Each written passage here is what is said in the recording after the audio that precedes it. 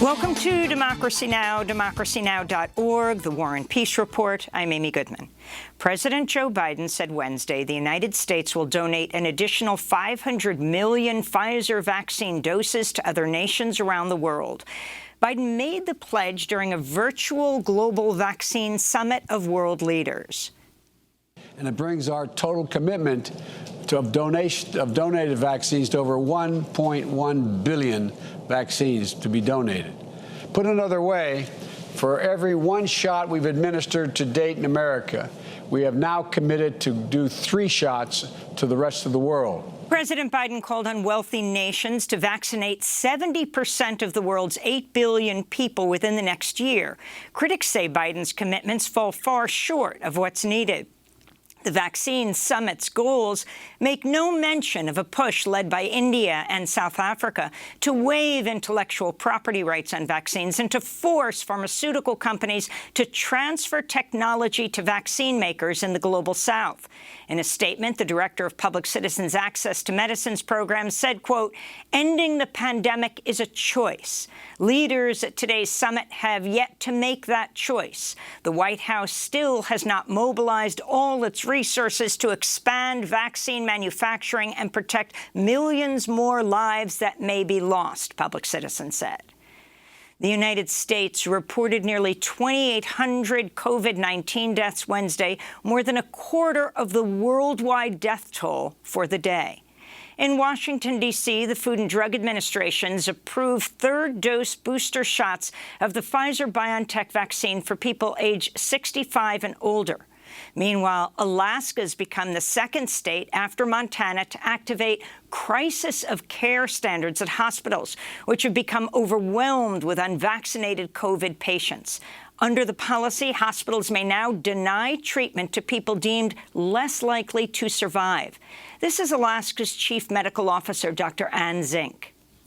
The strain on our hospital systems is impacting not only people with COVID-19, but people who are there because of a stroke or heart attack or a kid who falls off their bike. In Florida, Republican Governor Ron DeSantis has appointed an anti-mask vaccine skeptic as his new Surgeon General.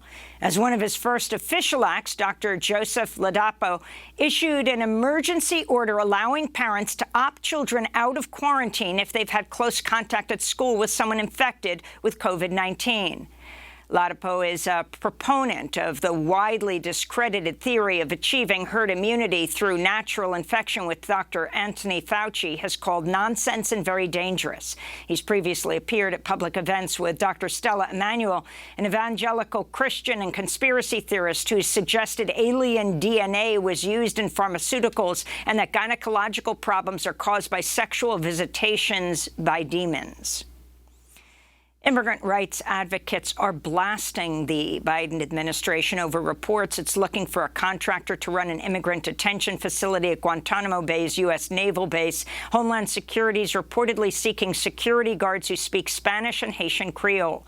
The DHS told reporters the Biden administration will not send Haitian asylum seekers from the southern border to the facility. Migrants apprehended at sea have been temporarily held at Guantanamo in the past. This comes as deportation flights continue to expel Haitian asylum seekers from the U.S. without due process under Title 42. The Biden administration is challenging a court order which is set to halt the Trump-era policy at the end of the month. Hundreds of Haitians who cross the border have also chosen to leave unsafe conditions and return to Mexico. I feel disappointed because we crossed over to the U.S. and it wasn't what we expected. They were very mean to us. Just imagine, they treated us like we were trash. They didn't give us food or water. There's no doctors, nothing. A lot of children, pregnant women. Things are really hard for us.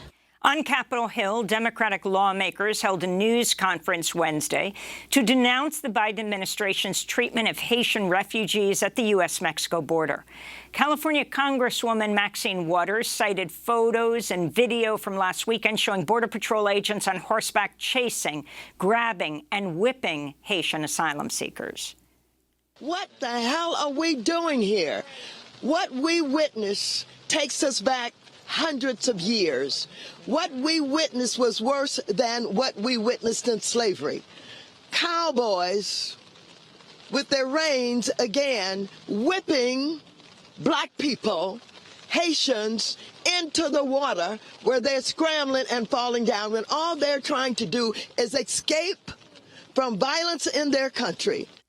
In other immigration news, lawyers have still not been able to reach the parents of over 300 children who were ripped apart from their families at the U.S. southern border under Trump's family separation policy. Only 50 children have been reunited by a Biden administration task force charged with bringing the families back together. At the UN General Assembly, the Venezuelan President Nicolas Maduro demanded an end to sanctions by the U.S. and others which have devastated the Venezuelan economy and contributed to political and social unrest. This is financial, monetary, economic persecution, which is systematic, cruel and criminal, and Venezuela is raising its voice here to denounce it before the people of the world. President Maduro said Venezuela has been on a path to recovery in 2021 and called for world leaders to build a new world which respects multilateralism and international law. Maduro survived a U.S.-backed coup attempt in 2019. A top advisor to Ukrainian President Volodymyr Zelensky survived an apparent assassination attempt in Kiev Wednesday. Serhiy Shefir was unharmed, but his driver sustained injuries from the shooting. It's not yet known who is behind the attack. This is Ukraine's Minister of Internal Affairs. But I want to stress that no one will intimidate the team of the President of Ukraine. We will carry on with the reforms we've already started, including ones directed to fight organized crime. President Zelensky, who was in New York for the UN General Assembly at the time of the shooting, said he'll return immediately after his UN address in which he denounced the attack. Zelensky also spoke out against Russia's military intervention in eastern Ukraine and urged the UN to take more decisive action to combat global crises, likening the international body to a retired superhero. The World Health Organization warned Wednesday air pollution is even more dangerous than previously thought as it slashed its recommended limits for emissions from vehicles and industrial sources. WHO Director General Dr. Tedros Adhanom Ghebreyesus urged nations to take action against dirty air ahead of the COP26 UN Climate Summit in Glasgow, Scotland. There is nothing more essential for life than air. And yet, because of air pollution, the simple act of breathing contributes to 7 million deaths a year. Almost everyone around the world is exposed to unhealthy levels of air pollution. The WHO estimates air pollution accounts for 1 in 8 deaths worldwide each year. On Capitol Hill, bipartisan talks on police reform have fallen apart. The House passed the George Floyd Justice and Policing Act in March, but Democrats have since not been able to secure Republicans' support to pass accompanying legislation in the Senate. A major sticking point was the use of qualified immunity, which shields police officers from lawsuits. In other policing news, a group of former and active black women officers in Washington, D.C. filed a class action lawsuit against the Metropolitan Police Department, alleging racial and sexual discrimination. Another New York City prisoner has died. 24-year-old Stefan Cadu on Wednesday became the 12th prisoner to die in a New York City jail since December. He was locked up at the Vernon C. Bain jail, which is located on a floating barge docked just north of Rikers, where the 11 other prisoners who died in 2021 were also imprisoned. New York City's City Council is poised to pass a first-in-the-nation slate of municipal laws protecting app-based food delivery workers. The legislation was first proposed by the labor organization Los Deliveristas Unidos, whose members primarily use electric-powered bicycles to rush restaurant orders around the city. The workers are fighting to secure the tips they earn, the right to access restaurant bathrooms, disability benefits in case of an accident, and better security to prevent bicycle theft. They also say they're misclassified as independent contractors, making them exempt from labor protections like New York's $15 an hour minimum wage. Namibia resumed debate this week on a possible agreement with Germany over the former colonizers' genocide of tens of thousands of Ovaherero and Nama people in the early 1900s. Hundreds protested in front of Namibia's parliament Tuesday against the proposed deal, which includes a payment of more than $1.34 billion paid out over 30 years.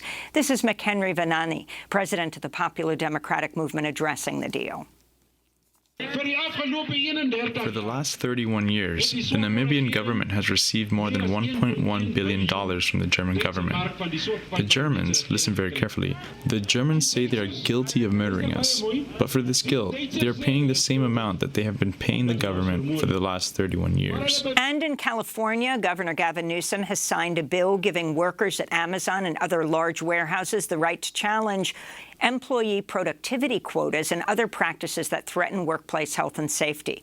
Workers say Amazon's quotas are so strict they often can't stop to use the bathroom. At least 2 recent studies show Amazon workers suffered serious injuries at nearly twice the rate of other warehouse industry workers in 2020. And those are some of the headlines. This is Democracy Now!, democracynow.org, The War and Peace Report. I'm Amy Goodman, joined by Democracy Now! Co-host Nermeen Sheikh. Hi, Nermeen. Hi, Amy, and welcome to our listeners and viewers across the country and around the world.